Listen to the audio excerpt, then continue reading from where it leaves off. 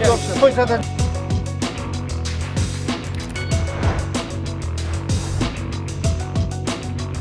достар, енді мен үшін маңызды сәт, тарихи сәт десек те болады. Мінекей қазір Бауыржан ағамыз осы Лепс 2025 халықаралық ауыл шаруашылық көрмесінің негізін қалаушы, үйлестірушісі осы ағамыз. Аға, енді көрме жайлы жалпы идея қайдан келді? Не бастама болды? Енді осыдан бір 25 жылдай бұрын бізге бір осы өңірдің ақсақалдары звондап, мына өңірде Алматы облысында бәйге өтеді, сол жерге қосатын ат жоқ па деп содан сондай бір ұсыныспен айтып еді. Жақсы бір жылқылар алып, бәйге аттар қосса дегенде. Сосын оны ойладым, ол жай бір күн той жасап, бәйге ат қосып, ошумен сол ары кетсе бір тағамдардың дәмін көріп тарап кеткен. Ол болмайды. Соның ар жағы бір жақсы серпіліс болып, сол ауыл шаруашылығы дамуына бір үлесі болса деп ойлаймын. Сондықтан айтым, жарайды, жақсы, мен жылына бір бәйге өткізіп берейін, машинесін қойып берейін. Бірақ дедім, ұсыныс енді аудан әкіметі оқыса. Осында көрме жасайық. Көрмеде өңірде қандай малдар бар, соны қойық. Сосын кейін басқа жақтан мен қандай керек малдар әкелейін. Сөйтіп көрме қылып өтсек. Сол жерде ұлттық ойындар болсын дедім. Сөйтіп бастадық, техникада қойып, малда қойып. Содан осы бір 25 жыл осыны жалғастырып келе жатырмыз. Одан енді кейінгі бір 10 шақты жыл болып қалды ғой, халықаралық болып кетті. Жан жақтан келеді. Әлемдік деңгейде, иә? Бірінші мына көрші мемлекеттер болатын бас кезінде, одан кейін бүкіл әлемнен бәрі қызығушылық танытып, жазып, звондап жатқызсын.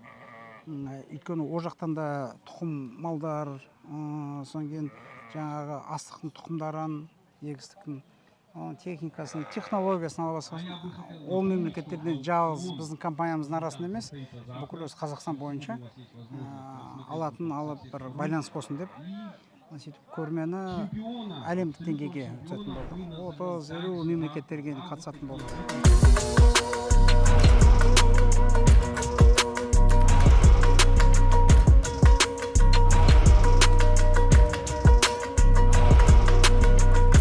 Малды ет ретінде, не болмаса тірі дүкені сатып емес, енді оларда жүріп жатқан жақсы, ары қарай қосымша бір пайда беретін добавленный стоимость деді ғой. Соған жұмыс жасайтындай, оны ары қарай тағамдар қылсақ деп бизнесмендер, инвесторлар шақырып жатырмыз. Олар қатты қызығып, көп тағамдарды шығарайық деп қазір ұсыныстар тастап жатыр бәрі, сонымен ары жұмыс жасау. Өйткені ет ретінде енді ол жылдарға бәріне жақсы шарттар бізде бар. Бірақ құр өсіріп ет ретінде жүрген ол болмайды да. Одан көп тағам нелер өткізу керек. Сондықтан енді айта берсе, оның бәрін әлемде не істеледі, соның бәрін жасауға болады. Жақсыларын алуға болады. Еттің өзінен осы Америкаға барыңызшы, бір 100 түрін неше түрлі тағамдар жасалып сатылады. Ал бізде қазақта сол бәріміз білетін жаңа ет асу дейміз, біреу бешбармақ дейді, біреу қуырдақ дейді, сонымен ары кетсе бір колбасасын шығарады, сонымен қалады. Негізі экспортқа шығамыз дейтін болсақ, біз құр малдың салмағы емес, оның дәмділігі, еттің қандай басқа қасиеттері бар, не болмаса сүттің, содан көп тағамдар шығаруға болады. Біразын біз істеп жатырмыз, қалғанды солай істейміз деп. Соны халық көріп, ауылды жерде енді өзіміздің тұратын қазағымыз ғой. Осының пайдасын көрмесе, ауыл шаруашылығы дамыту қиын болады. Оның бәріне қандай бай мемлекет болса да, ертең құр субсидия ақшаны құя бере алмайды да. Сол үшін біз бұл жақта сол физика-математикалық бағыттағы мектеп 17 жыл бұрын соны аштық. Одан кейін спорт интернат аштық, дарынды балалар оқысын деп. Қазір мысалы сол балалардың өзі 11-ші класста оқып жүріп уже әлемдік мықты Европа, Англия, Америкадағы вуздарға түсіп кетіп жатыр да. Биікке шығып жатыр, иә? 11-ші класста оқып жүріп түсіп кетіп жатыр. Осы ауыл шаруашылығы, басқа технический салалар. Bir жұма бұрын олимпиада өткіздік, робототехникадан, электромобиль жасаудан үлкен олимпиада өтті. Бүкіл әлемнен келді, ғалымдар келді, оқушылар келіп жатыр. Оның үстіне ракетостроение дейміз, летательный аппараттар жасауға. Сол сияқты сонда мамандардың да сұрағы шешіледі де. Мамандар шешсе, қалған техника, технология әкелу, не болмаса қаражат әкелу, ол сол мамандардың қолында болады да. Мамандарсыз оны істеуге болмайды. Ал енді оның бәрі болашақ біздің жастарда дейміз ғой. Сол мектептер арқылы жасап, жастарды осыған қызықтырып, ары қарай осы жерге жақсы тұқым малдар, жақсы техника, технологияның бәрін келіп, сонымен бірін-бірімен ауысып Қазақстан бойынша. Соны енді қараймын, кейінгі жылдардың бәрінде үлкен нәтиже бар да. Енді қазір әлемнің бәрі келіп қызығып жатыр ғой, мына қойлардың қандай скороспелый тез қалай өсу 3-4 айдың ішінде қандай деңгейге жетеді. Бірақ өзінің әлгі себестоимость дейміз ғой, өте арзан. Енді айта берсе қасиеті өте көп та. Содан сол арқылы пайда көрсе сонда ғана дамиды. Соған жұмыс істеп жатырмыз.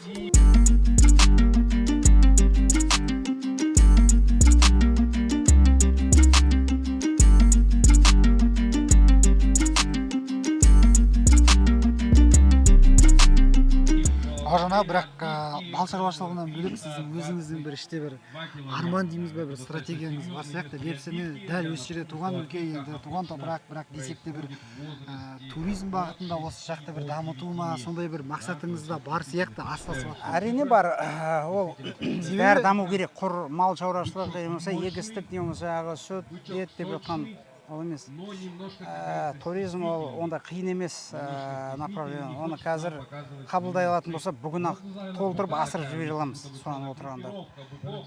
Ол жерде ол құр кедей халық мына жерде жүрсе, кеп кісілердің құр жағдайын жасап, тамағын беріп, астына атын беріп, сол маршрутпен сүйреп жүрген, одан да жағдай түзеліп кетпейді.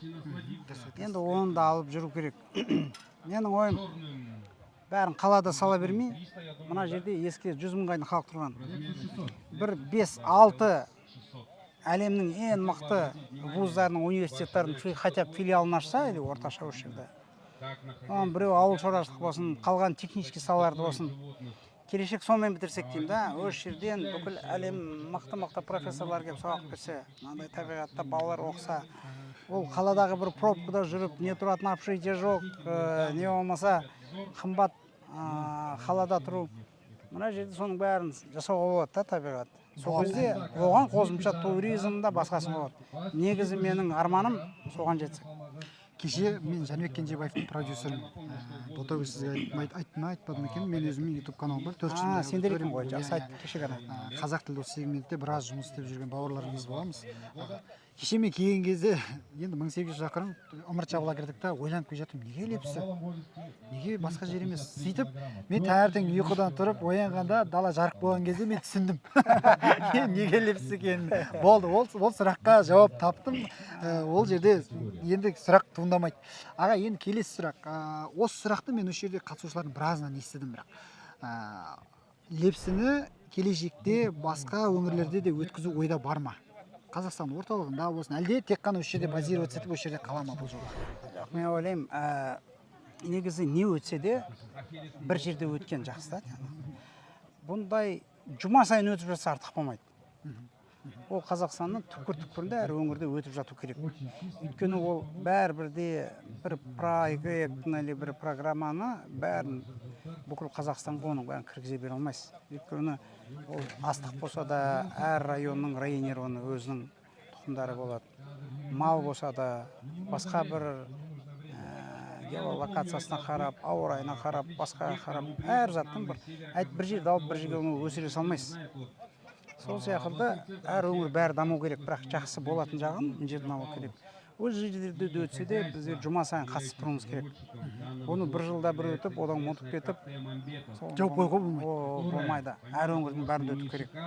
Бұл жерде наука мен производство дейміз ғой, екеуі қосылып үйлесіп, бағытымызды бір жылға болса да, әйтпесе ауыл шаруашылықта бір жылмен алысқа бармайсыз. Бұл жерде өте ұзақ уақытқа цель қою керек та, бағытты определить. И бәріміз сол бір бағытта жүруіміз керек. Соны бір сверяться етіп, былай осы бағыт мынау болады екен деген сияқты. Өйткені мынаған осынша сұраныс бар деп. Мен айтамын, ол бизнеста бірақ аксиома. Орысша айтқанда спрос рождает предложение дейді. Спросты біз айтамыз. Өйткені бізбен пәленбай жылға шарттар бар. Біз айтамыз, мынандай бағамен мына бағытта жүрсеңдер осындай пайда көресіңдер. Деген сияқты сөйтіп бірін-бірімізден бөлісуде. Біреудің малының тұқымы ерекше, біреуінің бір істеп жатқан жұмысы ерекше деген сияқты. Соның бәрі бірімізбен ақпарат алмасу, одан кейін бәріміз бір бағытқа жүруде. бірге даму ғой былайша айтқанда. Әрине, онсыз ол болмайды. Әркім өзінің сопында варить етіп жүретін болса, ол болмайды. Сонда өкіметке де айтатын сол. Өте ұзақ мерзімді программа развития болу керек. Ауыл шаруашылығы қай саласында болса. Алыста жататын. Иә. Соған қарай бәріміз сол бір бағытта жүруіміз керек. Ол кім министр болады, өкіметтігін басқарады, оған қарамау керек. Бизнес ол сол конкуренцияға тұра алатындары ары қарай дамый береді. Тұра алмағандар әрине басқа бағытқа кетеді. Бірақ бөлмей, кіші бизнес, орта бизнес, үлкен бизнес емес, бәрі бір бағытта жүру керек та. Сонда бүгін кіші бизнес, ертең орта бизнес болады, орта бизнес ертең үлкен бизнес болады. Сол кезде ғана әлемдегі конкуренцияға тұра алатын боламыз да. Бұны мал шаруашылығындағы стратегия немесе идеология деп айтсақ болады ғой, иә? Біріншіден стратегия болу керек. Өйткені жай бір ғана идеологиямен алысқа бара алмайсыз. Құрайқаймен. Қазір триллиондап ақша бөліп тастасымен бара алмайсыз. Бұл жерде жаңағында көп реформалар керек. Анау мектептен бастап жоғарғы білімде, ғылымда жай ғана проблема неде? Мысалы, жоғарғы білімде тура малға керек емес кезде жаз кезде 3 ай каникул. Ол кезде ол немене керек, ол түкті үйренбейді. Сол сияқты айтамыз. Жоқ, қойдың ұрықтандыратын кезінде келсін. Жоқ, ол қойдың төлдейтін кезінде келсін. Или басқа бір процеске аралассын. Әрине, сонда мықты мамандар шығады да. Сол сияқты көп осындай айтатын, бірге істейтін ұсыныстар бар. Өйткені бәріміз бір жұмыс істейміз, бәріміз, значит, бір бағытта жүруіміз керек. Әркім өз үлесін қоспаса, білімде, ғылымда, производствода дейміз, наукада, онда нәтиже алу өте қиын болады. Бауыржан аға, сіз енді қолға былай қазақша айтқан кезде қолға көп түсе бермейтін адамсыз ғой. Бізге бүгін уақыт тауып қалып, мынадан бері қарап жүрмін. Жаңа уақытымыз босап қалған кезде ағалап келіп тұрмын ғой. Мысалы, біз қазір мынандай оймен жүрміз. Бірінші мал шаруашылығын дамыту үшін негізгі салалардың бірі фермерлердің имиджін көтеру деп ойлаймыз біз. Фермерлердің имиджін көтеру, өйткені мал шаруашылығымен айналысатын адам десе, кім елестейді? Бәрі бушлат киіп алған, армияның киімін киіп алған, кіргір, лас, сондай адамдар елестетеді. А на самом деле, мысалы, Америкадан келген, шетелден келген нелерді қарасақ, бастарына қалпақтарын киіп алған ковбой, неге біз сондай ұғымды қалыптастыра алмаймыз? Біз қазір осы бағытқа қарай жұмыс істеп жатырмыз да. Қалай ойлайсыз, бұл әсер ете ала ма? Ол имидж бір зат шешсе, бәрі шешіліп кетеді. Біріншіден түсіну керек. Ауыл шаруашылықтан саз айту керек. Ол одан қатты адам байып кетпейді. Ауыл шаруашылық ол просто басқа образ өмір сүру. Адамның қазақ жасқылығы бостандықты, кеңдікті, таза ауада, өзінің ата бабасының жерінде деген сияқты. Қаланың бір пробкасында не болмаса бір Кеңшілік. Иә, бұл жерде бостандық, кеңшілік көп. Осыны жақсы көретін адамдар сол ісіне достойный жалақы алу керек. Сол кезде оның имиджі басқасы. Егер де жалақы болмаса, проблема бәрінде не? Жоғары табыс болмаса, онда оның жаңағы айтып жатқан жұмысқа да ешкім келгісі келмейді, не жұмысты жақсы істемейді, не киімі де дұрыс болмайды, не машинасы де бензин запчастьтың бензиннің ақшасы болмайды. Әрине ол қайдан болады? Сол үшін бұл жерде өте көп саланы шешу керек. Ол тез шешілетін заттар. Егер осының бәрі шешілетін болса, жаңағы бір түрде жоғары жалақы болсыншы, а жалақы болу үшін конкуренция тұру керек. Табысын көп. Табысын көп үшін более производительный техника, технологияң болу керек. Оған сен миллиардтап ақша сала бергенде болмайды. Ол үшін не керек? Өте білімді бірінші мамандар керек. Сол кезде осы болып бәріміз бір бағытта жүріп, сол конкуренцияны жақсы жеңіп, жақсы табыс көріп жатсақ, бәрі шешілетін зат та. Қазір сіздің жаңа бір айтқан сөзіңіз, қазіргі жастардың санасына ол сілкініс, ол кәдімгідей жастардың миында ол митинг болып кетуі мүмкін да. Неге десеңіз, көп сөйлейді. Ақшамен көп нәрсені шешуге болады. Сіз айтасыз, ақшамен ештеңе шешілмейді. Бәріне стратегия керек, бәріне жоспар керек, бәріне мақсат керек дейсіз. Жастарға деген ақша керек. Соның бәрін реализовать етуге, иә? Ал осы салаға келем деп жүрген жастарға өзіңіздің бір айтарыңыз бар ма? Мен қазір көбі салыстырып жатады ғой, ой қалада өйту керек не болмаса ауылда өйту, олай емес. Кімге ауыл жерде ұнайды осындай салада жұмыс істеуге, соларға әрине жақсы білім керек. Біріншіден тәрбиесі болу керек, мәдениеті жоғары болу керек. Мал шаруашылығы Қазақи мәдениетінің адам аға, мал шаруашылығының өзінде мәдениет керек па? ол бірінші өлшет, мен ойлаймын, ауыл шаруашылығы. Мәдениетің болмаса, сіз маған десеңіз, космический отырасында да жұмыс жасаңыз, ол болмайды. Мен айтамын, мәдениетті білімнен де жоғары қою керек. Ол Әл-Фарабидің айтқан несі бар, бірінші адамның тәрбиесі деп. Оның бәрі мәдениетте жатыр. Мәдениетің болмаса, сен жұмысты қалай істейсің? Ондықтан бірінші адамның, мен денсаулықтан да білімнен де жоғары қояр едім. Одан да адам болмай қойған жақсы да, мәдениетсіз адам болатын болса. Сол үшін бірінші мәдениет жоғары болу керек. Одан кейін ол адамның жаңағы сода бәр қасиеті болады қалған. Мәдениет жоғары болса, ол білімді алғысы келеді, білім ала алмай қалып бір себептер орналасса, жұмысын жақсы істейді да, қолынан келгенін жасайды. Біздің қанша ата-бабаларымыз болды, не олардың бәрі білімді болды ма? Олардың мәдениеті жоғары болды. Тәрбие. Ұят деген зат болды. Оғал деген зат. Жалқаулықты жасаған жоқ, ұйықтап жатқан жоқ, ұрлық жасаған жоқ. Ар-намысы өте жоғары болған кісілер да. Не істесе де жақсы жасады.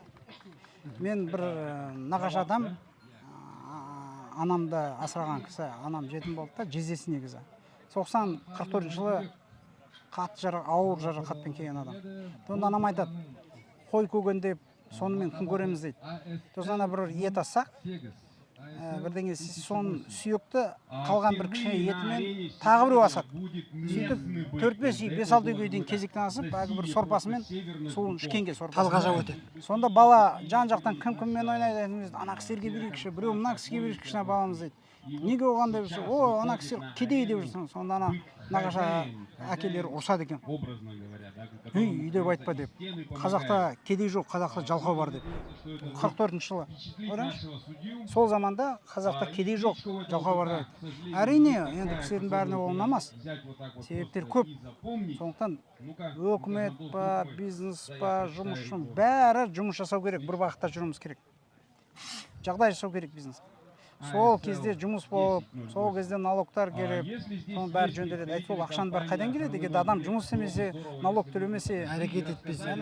Сол үшін бірінші өлшет мен қояр едім алдыға, ең жоғары мәдениет болатын болса, ол техника, технология, ақша бәрі келеді. Олар жеңілдеу де. Сондықтан айтатын бірінші сол. Сонда ауыл шаруашылығы дамиды. Ойланатын нәрсе көрдіңіздер ме, достар? Аға, енді алдағы бір 5 жылдықта дейікші, 2-3 жыл деп айтпай қойып, алдағы 5 жылдықта Лепсіні қандай деңгейде көресіз? Енді негізі мына жай ауылдың айтыпсыз ба? Жалпы Лепсі осы сіздің қазір жасап жатқан жұмысыңызды Мына көрмені айтып жатсыз ба? Көрмені айтып отырмын. Көрмені де, ауылды да. Өйткені аға, сіздің осыған дейінгі жасап жатқан жұмыстарыңыздың көбісін білеміз. Ауыл өте керемет жерде орналасқан, потенциалы өте жоғары, туризмді бұл жерде жақсылап тұрып дамытуға болатын. Бәрін мен кеше келіп, таңертең ұйқыдан ашып, далаға шығып жан-жағыма қараған кезде мен бірнеше сұрағыма жауап алдым да, шамамен көрдім. Ауылдың шығуы, былай шықсаңыз ол көп. Айтып тұрмын ғой, бұл жерге туризм қиын емес. Қазіргі кірісіп кететін болсақ, инфраструктура дайын емес қой. Жолдар жоқ, анау жоқ, оның бәріміз алып кете алмаймыз. Халық қаптап кетеді, одан кейін мына жеріне көк мусор свалка болып кетеді. Біреу арағын ішеді, қалай болсын, біреу темекісін тартады, біреу мусор тастайды, ол не керек? Жақсылыққа үйретпесе, мәдениеті жоқ болса, жалаңаш киініп кеп тұрса, үстінде кіргізейім, аяғында кіртапішке шортикпен кеп тұрса, ол қазақ керек емес та. Онда ол қыздарымызды ашып шашып жүреді, ана жаманның бәрін үйрену керек. Оған керек емес. Бірінші инфраструктура болу керек. Сосын кейін оның бүкіл правиласы болу керек. Қалай келіп, қалай кететін. Оның артынан кім жинап жүр? Жаңа өзіңіз айтып жатқан тәртіп, мәдениет. Ол болмай, мына көрменің өзінен қорқасың кейде. Егер де кеп мына жерде ақша киініп кезетін болса, арақ жаман бірдеңе ішіп, жаман бірдеңе жасап жататын болса, біздің де ауыл бұзылып кетеді ғой. Ол маған немене керек? Сырттан жамандық келеді. Соның үшін біз айтамыз, дресс-код басқа деген сияқты. Адамдар келген адам бар, мәдениетті болу керек те, бірін-бірінен жақсыны үйрену керек. Енді ауылдан бастайтын болсақ, ауылда бизнесмен, біз өзімізбен өкімет қосылып істеп жатырмыз ғой, қолдан келгенше. Енді 5 жылдың ішінде мен бірінші мына спорт мектеп интернатын ары қарай бүкіл Қазақстаннан оқып жатыр ғой балалар. Колледж болып маман ретінде қалса деймін, үй осы жерден колледж болсын 21 жасқа дейін оқиды, уже взрослый өтіп олимпиада, әлем чемпионаттарының чемпионы болып келіп жатса. Ол деген спортқа мына жерде үлкен нәтиже көрсетсе мүмкіндік бар, бүкіл Қазақстаннан. Екінші енді ол ауылдың ғана шет жағын ғана айтып жатқанмын. Қазір енді Құдай қаласа келесі жылдары газ кіреді. Қазір суын өткізіп жатыр, спорт кешені бітеді. Ары қарай үлкейтіп, мына осы жерден тағамдар шығарайық деп жатырмыз да. Соларды істесек деп. Жаңағы өнімдерді ме? Иә, соны кеңейтіп, одан да ары қарай тағы біраз заттарды шығартқанға. Бұл өзі бір бренд болды қазір, лепсі өнімі деген. Бұзауды әлі сиыр болып өсіп үлгерген жоқ, сүт бермек түрі. Біз бұзау кезінде сойып тастаймыз да, үстіне түйендей жүгін артамыз. Ауыл шаруашылығының бизнесі солай тұр, сондықтан ол дамымай жатыр. Соның бәрін шешіп беретін болып үлкен программаларды көрсек, мына жерде потенциал үлкен, бүкіл Қазақстан қатыссын. Жаз бойы мына жерде 3 ай бойы бәрін өткізуге болады. Әйтпесе 6 айды өткізуге болады мына жерде. Осы қазір выставканың қарқынын өзіңіз тежеп отырсыз, иә, негізі, иә? Былай кең ауқымға ашып жіберіп отырған жоқсыз. Айны, оған проблема жоқ. Біз қазір айтып отырмын ғой, мәселе көп халық жинауда емес қой. Егерде қазір үйдетін болсақ, әрине мына ауданның өзінде бір 100 мыңдай халық бар. Толтырып соғу. Иә, ол мәселе ода емес қой. Мәселе мына күнделік өткен күнгі емес, каждый сағат ертең қандай эффект береді жыл бойы. Соны өте бір тиімді қылып өткізуде болып тұр. Пайдасы, иә? Иә, пайдасы. Өйткені мына жерде көп заттар шешіледі осындай жерде. Мына атмосферада, мысалы Қытайдың целый научный институты келді. Қазір біздің институттар келді, мына ветеринарияның өз лабораториясы, мысалы ана Нұрлан аға профессор, ол кісіде 120 адам істейді. Қанша вакцина дәрілер шығарып жатыр. 120-ның 60-ы жеке меншікне ғой. Оснащениесіне өткенде бізде француздар келді, үшін солардың өздері таңқалады. Жеке меншікне солай істеп жатыр ол кісі профессор. Еңбегі ерекше. Енді сол кісінің 60-ы әлемде оқып келген жан-жақтан ғылыммен айналысатын жастар. Қандай оның жақсы? Оның өзіне қарап, сізге бір мотивация да. Мына ең сложный направление ветеринарияда осындай потенциал бар деген сияқты. Енді біз мысалы 20 жыл шеше алмай жүрген сұрақтар бар да. Мысалы Қытайға бірдеңе өтсейін десең требование. 1 жыл, 2 жыл жүгіреді де шешілмейді қалады. Бізге өкіметтен де айтты, облыстарында айтты кезінде, давай мынада лаборатория қойып берейік дейді компанияға. Сол арқылы Қытайдың лабораториясын, сонымен сендер анда келісіп өтсін. Ол лабораторияны алып өтін, ол біздің сала емес қой. Ол бізге немен керек? Біз керек кезде ғана оған обращаться керек. Ол басқа сала, басқа адам бизнесі болу керек. Агаз енді міне Қытайлар келді, бағана кетті ғой, целый научный институты өзінің директорымен. Олар айтты, жаңағы Қазақстанның жаңағы Нұрлан Нұрлаевпен бірге ашайық дейді. Сосын сіздердің жаңағы бізден өткен сертифицировать еткен бәрін Қытайда соны қабылдайды дейді. Керемет қой. Өте жақсы. Олар да онымен қаражат тапсын, біз оларға ұсыныс береміз де, бізге жасаған услугасын төлеп бересіз. 25 жыл не біз не өкімет шешпей жүрді, анау шешіп береді. Сол сияқты осындай жерде осындай үлкен көп сұрақтарға жауап шешіліп жатыр. Табуға болады. Иә. Аға, енді бір айтары бар адамдармен сөйлесе қалсам, ылғи сұрайтын нәрсем. Қазір бізде өзі қазақта айтатын адамдар бар шығар, бірақ көбісі айтпайтын болды ғой. Жастарға беретін кеңесіңіз. Мен осыны жеке қиып, әлеуметтік желіге салсам да. Енді жастарға қазіргі жастар ақылды ғой, көбі ренжіп жатады. Жастар мысалы мынандай жұмысқа бармайды, ауыл шаруашылыққа бармайды дейді. Оған кінә жастардікі емес, үлкендердікі да. Жастарға бірінші түсіндіріп айту керек, қай бағытта қандай мамандық алу керек, болашақ қайда. Сосын олар сол жерден, мен ойымша, балалардың еңбекке деген қазір алып тастады ғой, рұқсат жоқ балалардың еңбегі. Біздің бала кезімізде кішкентай кезден істеу керек олар. Сосын кейін барып ярмарка дейік, балаларға бір 7-ші сынып бітіргеннен кейін уже сол ярмаркаға қатысу керек, қандай мамандыққа барады. Жолдап қатысу керек. Бала кезден баптау. Иә, сосын каникулдарға рұқсат беру керек оларға жұмыс істеуге. Ата-анасы рұқсат берсе, жай барып көше сыпыру емес, осындай мамандықтарға істейді. Жастар бітіріп жатқан кезде түсіну керек, қай салаға оқуға баратын. Оны оқып жатқан кезде сапалы білім алу керек та. уақытымен практика өтпеу керек. Соны айтайық, орташа мәлімет 3 ай демеймін, 2 ай оқып, 1 ай производство жұмыс істеу керек. Қай сала болса да. Орташа бітіргенде жақсы маман болып, бітіріп үлгерместен оны уже шарттармен жұмысқа алып кететіндей болу керек. Базасы болады. Иә. Болмаса, ең жақсы өмірін өткізді ғой 4 жыл, 5 жыл. Сол университетті сотқа беру керек ол. Не үшін ол? Төлеген ақшасы емес, грант оқыса да өмірінің ең жақсы уақытынан да жіберіп қояды. Әркім мектеп па, ол бала оқуға түсе алатындай, платаға түсе алса да сондай білім беру. Болмаса ол баланы әке шешесін штрафовать ете ма, оқудан сондай бір шартқа келеді. Жоғарғы білімге келді ма, ол бала дұрыс оқымаса, сен оны оқудан шығарып жібер. Шығармай диплом беріп шықтың ба, ертең оны ешкім жұмысқа алмаса, онда ол азамат ананы азаматшама сотқа беру керек та. Неге оны алдап, уақытын өлтірді? Неге біздің елде жұмыс істемейтін дипломдар көп деген мәселе ғой сіздің айтып тұрғаныңыз. Жоқ, әркім өзінің берген саласында. Мысалға айтайық, мен сізге бір машина сатып жіберейін. Ол машина сіз алмастан или тракторма сынып қалса, мен гарантия беремін ғой. Неге ана салаларда бермейді? Сосын неге ойланбаймыз біз? Бірдеңені аламыз, бізде сынып қалады или жарамайды. Енді ойлап қояйық, қазақ, мен әлемде көп жерде болдым. 35 жылдың ішінде почти. Басқа ұлттан артық болмаса кем емес те, намысы жоғары халық. Бізде требованиямыз төмен. Мысалы, қазақ пен немісті қойып қойыңызшы. Қазақ немістен қай жері кем? Одан асып түседі қазақ. Қазаққа қазір демалыс күнде керек десеңіз істеп береді. Мейрам күні керек десеңіз істеп береді. Сіз неміске кешкі сағат 6-дан кейін істемейтін уақыт болса, 4-тен кейін оған айтыңызшы. Ол сізді сотқа беруі мүмкін. Жұмыс істетіп көрсең, дұрыс қой? Неге олардікі сапасы алдың, ұмытып кетесің, керемет. Өйткені требование жоғары. Талап, иә? Талап. Бізде неге өйтіп қоймайды?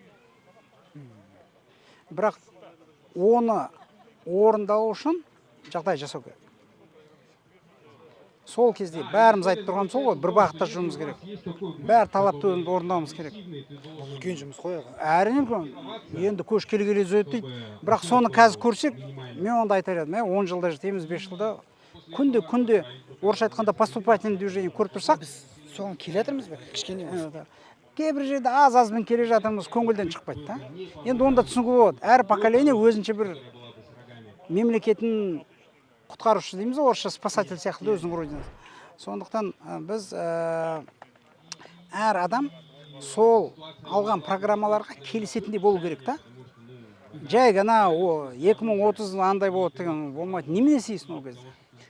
2030-ға дейін ұйықтап жатып, Союз кезде солай болған. Мен бала кезімде 80-ші жылы дейді, 1980 жылы коммунизм болды. Кішкентай баламыз ғой. Күтетіміз, нешеде боламыз. Сонда мен қарасам 12 жаста болады екен. Сразу коммунизмді ояғым. А коммунизм не береді десек, дүкен бәріне барасың, ақша төлемей, бәрін ала бересің деді. Кішкентай бала, әрине біз сендік там, 7-8-10 жастағы бала. Ал 1980 жыл болды, не болды, түкте болған жоқ. Сол сияқылды да, одан 2030 дедік. Ол бағыттың бір механизмдер болу керек қой. И жылда нәтижесін көре беруіміз керек та. Анау сатылап. Иә, сосын оны күтпеу керек. Бәріміз сол процестің участнигі болуымыз керек та. Сіздің айтып тұрғаныңыз былай ғой, мысалы 2030 десек, 2002-де бірдеңе болу керек, 2004-те бірдеңе болу керек, иә. 30-ды күтіп жүрген. Одан кейін оны күтіп отырмауың керек. Өзің не істедің? Не істеуің керек ол кезге? Ол жыл бойы. Сол сияқылды бәрі соның участник болу керек. Біреу ұйықтап жатып, біреу жұмыс істеп, олай болмайды. 10 адамның даже 9 істеп, біреу жатсыншы. Жұмысыңызды көреді. 11 адам футболға шығып, жаңағы, хотя біреу ойнамай қойсыншы, или жартылай ойнасын, мен көрейін қандай нәтиже болады. Сосын әр адам өз орны. Әрине, әр адам оны түсіну керек. Сондықтан тәртіп болу керек. Бірінші мәдениет болу керек. Оны бәрін қорқытып, бәрін соттамайсыз ғой. Адамның өзінің санасы еміз соған келу керек. Сенің бойың қанша? 166. 166 дейік. Қазір саған басқа ұлттың қызын алып берсе, оның да бойы сенікіндей болсын, бірақ екеуіңнен келетін ұрпақ жоқ дегенде сендерден бір 5 сантиметр жоғары болады. Денсаулық сендердікінен жақсы болады, екеуіңдікінен қосқанда. Түрі де сендердің әдемі болады, екеуің қандай әдемі болып кетсең де. Сол сияқты оның бірінші поколение зырып береді. Кросс дейміз ғой. Екінші поколение егерде біреу сенің ұлына қызын беріп мыналарында мынандай болды сол ол өтірік. Басқаша. Ол расщепление қай жаққа қалай тартып кетті. Ол үлкен порода бәлі ұлт болып қалыптаспаған ғой. Иә, иә. Көрдің бе? Ол сол сияқты малда да солай генетика. Сонда бір адамның табиғатындағы осы малдың табиғатындағы осы генетикалық құбылыстар адамда да Ұқсас. ұқсайды, иә? Ұқсас. Әрине ұқсас. Ол былай ғой енді мысалы ол сиыр 5 литр ғана сүт беріп тұрса, қалай ол 20 литр сүт беріп кетеді, оның бойы өсіп.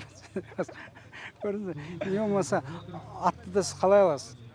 Мынау чемпион болған дейсіз, анасы чемпион болған, құлыны вероятность бар деп жоғары не бересіз. Сондықтан біз мынаны білеміз, қандай потенциалы бар. Соның ұрпағы салмағы қазір 20 кг менікінен төмен болып тұр, сонда да аламын мен, көрдің бе? Менікінен төмен 15-20 кг төмен. Біліп тұрсыз ажа. Өйткені бұл потенциалы бар, мына жерде ол одан ары ашылып кетеді. Сондықтан ол мал мына түрі бізге ерекше. Аға, сізбен тілдескенім өте қуаныштымын. Құдай қаласа бір қолқа салғым келіп тұр. Осы сәтті пайдаланып отырып. Кейін бір өзіңізбен келіп осы шаруашылық жөнінде бір үлкен бір фильм түсірсек. Маған бірінші очередь қазақша түсіріп, қазақ халқы есту керек. Біз бір-екі нелерді көрдік, бірақ болмады. Мен өзім минутпен жүретін адам. Менің жылдар бұрын программа бар, бір жыл бұрын. Мысалы, қазір октябрьдің аяғына дейін келесі жылдың программасы қай салада кім не істейді. Мен ауыл шаруашылықпен айналыспаймын ғой, мен өз жұмыстарым бар. Сол кезде сендерді келіңдер түсіріп, жыл бойы түсіріңдер. Біз не обещать аламыз? Жататын орын обещать аламыз. Ішетін тамақтарын обещать. Бірге жүріңдер, түсіріңдер. Проблема жоқ. Мен наоборот қазақ тілінде дамысын деп жатырмын. Рахмет аға. Көрсеңе рахмет. Мынаны алсайын. Көп рахмет. Болды, болды аға.